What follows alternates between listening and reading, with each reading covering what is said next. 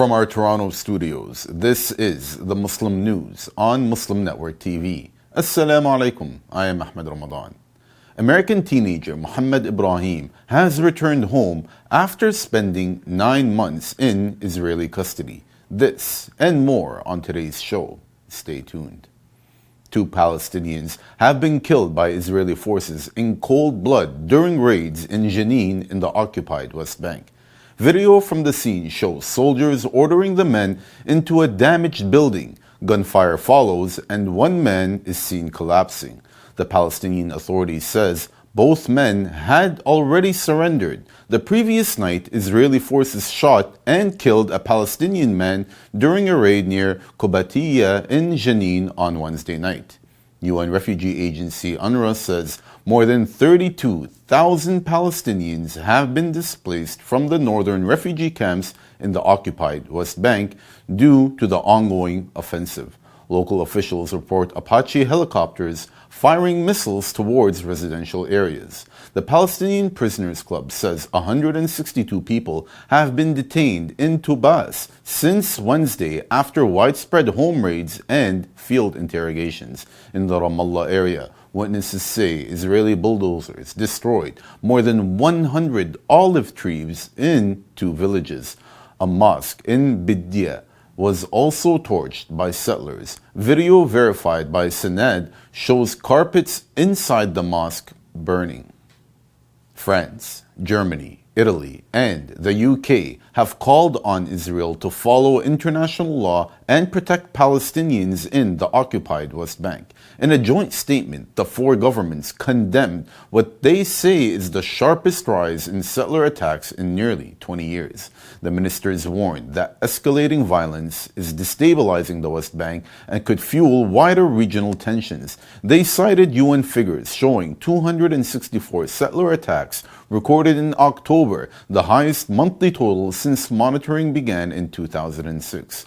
The statement urged Israel to ensure accountability and hold those responsible for violence to justice. The 4 governments reiterated their opposition to annexation and settlement expansion. Israel is again carrying out strikes in Gaza, renewing attacks with impunity despite a ceasefire deal. Palestinian media reports fresh air raids in Rafah in the south. Helicopters opened fire as Israeli forces advanced past the yellow line in Khan Yunis. More strikes have been reported east of Gaza City and across the Central Strip. Israel has returned the bodies of 15 Palestinians under the U.S.-brokered ceasefire. Authorities struggle to identify hundreds of bodies. Many of those corpses were buried in mass graves. Nearly half of Gaza's emergency services have collapsed amid fuel shortages. Amnesty International says genocide continues in Gaza despite the ceasefire. Israel has violated the ceasefire nearly 500 times. Pope Leo has met with President Erdogan in Ankara, praising his stance on Palestine. Israel's genocidal war in Gaza has killed nearly 70,000 people, mostly women and children. More than 170,000 people have been injured. American teenager Muhammad Ibrahim has returned home after spending 9 months in Israeli custody. The 16-year-old was arrested in February during a night raid on his family home in the occupied West Bank. His relatives say he was beaten, starved, and mistreated in military detention. The Council on American Islamic Relations is calling Ibrahim's release a relief. The group is also urging Washington to act against abuses. It is calling on the government to investigate and ensure no American or Palestinian youth faces similar treatment. Ibrahim's uncle says his family is focusing on his medical recovery. 2 National Guard members remain in critical condition after they were shot near the White House in what investigators call an ambush-style attack. The victims have been identified as Specialist Sarah Beckstrom and Staff Sergeant Andrew Wolf. Both officers are from West Virginia. They had been sworn in for duty in Washington less than a day before the shooting. The suspect, 29-year-old Rahmanullah Lakanwal, is an Afghan national. He reportedly traveled across the country before opening fire at close range. Officers returned fire. wounded the suspect and took him into custody. FBI Director Kash Patel says investigators have confirmed that Lakanwal previously worked with U.S.-backed military units in Afghanistan. Prosecutors have charged Lakanwal with multiple felonies, including assault with intent to kill and firearms violations. Charges may be upgraded to murder if either victim does not survive. Both soldiers have undergone surgery and remain under intensive medical care. Immediately after the shooting, U.S. Citizenship and Immigration Services announced that it has suspended all immigration processing for Afghan nationals. The Supplemental Nutrition Assistance Program, or SNAP, is the country's primary defense against hunger. Experts say the recent shutdown disrupted support for millions of Americans and sent food pantries into crisis.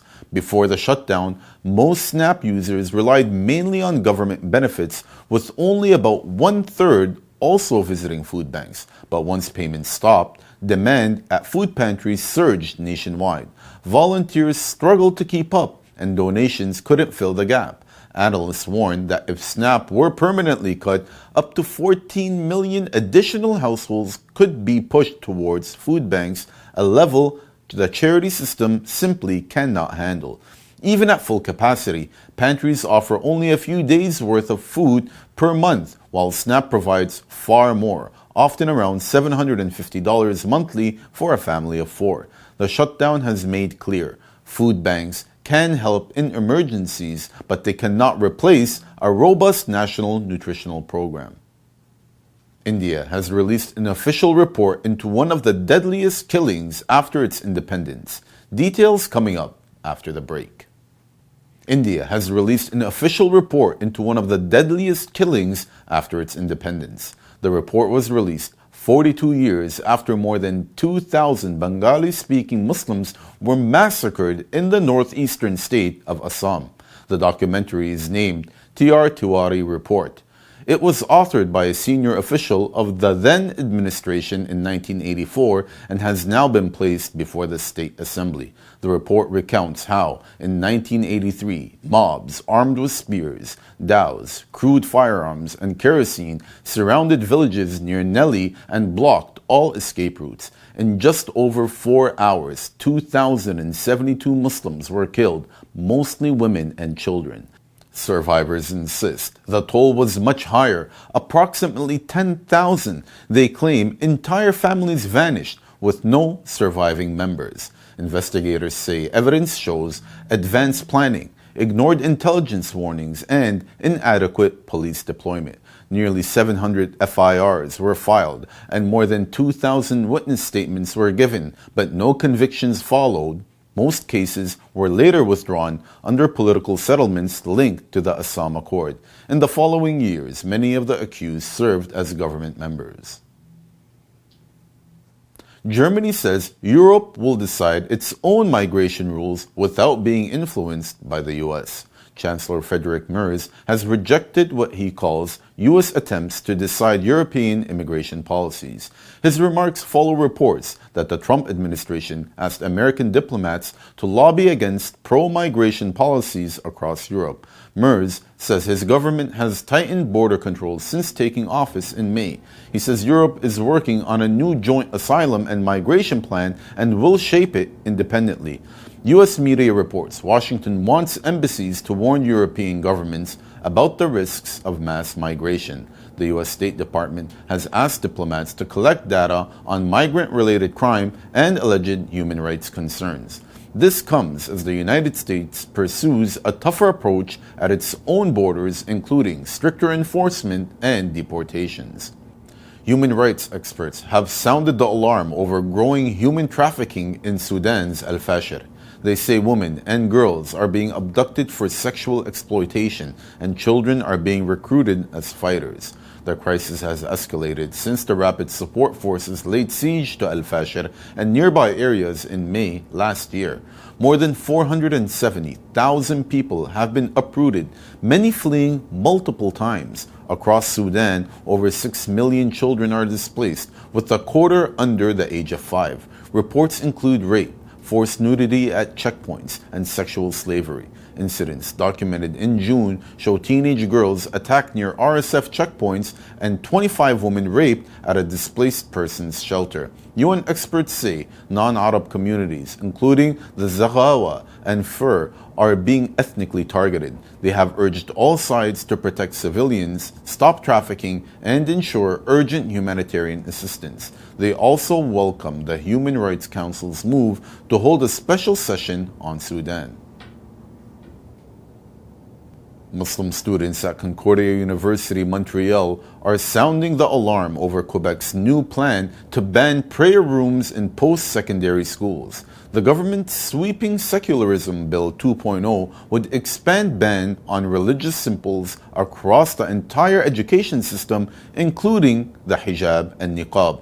It would restrict communal prayer in schools, parks, and streets, and limit funding for private religious schools. It is set to invoke the notwithstanding clause to block court challenges. Students say the measures disproportionately target Muslims, stripping them of a vital community space.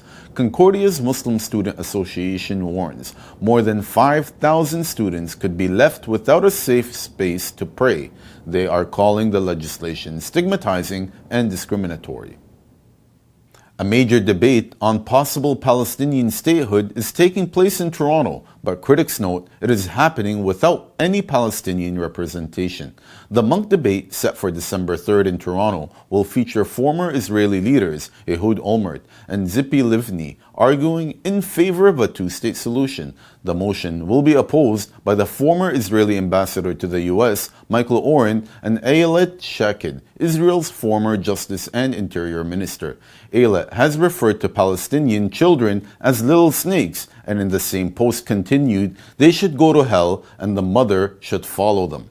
Critics say the event features only Israeli political voices and is sidelining those directly affected.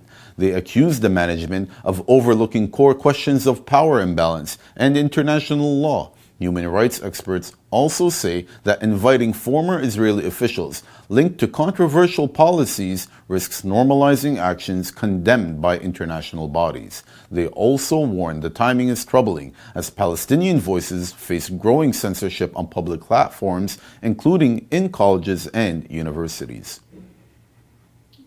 That's all from our Toronto studios. Thank you for watching Muslim News. We are a community channel dedicated to bringing you stories you can trust. Please like, share, and subscribe to our content. You can also comment to let us know what you think of our coverage. You can donate now by visiting muslimnetwork.tv/donate. For more content, keep watching Muslim Network TV. Salam.